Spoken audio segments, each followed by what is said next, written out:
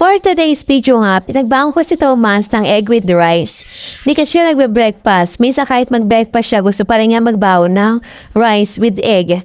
Pero pag may chicken dyan, na binili ng tatay niya, yan talaga yung gusto niya, fried chicken. Fried chicken na walang kasawang fried chicken. May talaga siya sa chicken.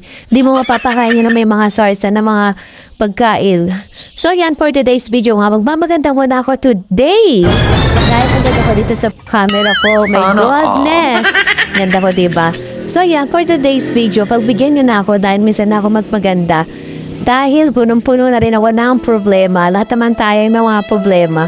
May mga pinagdadaanan din tayo. Kanya-kanya lang tayo ng pinagdadaanan. Hindi natin alam kung ano mga pinagdadaanan ng iba. Pero kapit pa rin tayo sa Diyos. Mag-pray pa rin tayo. Lahat naman tayo makakaraos talaga sa mga problema natin.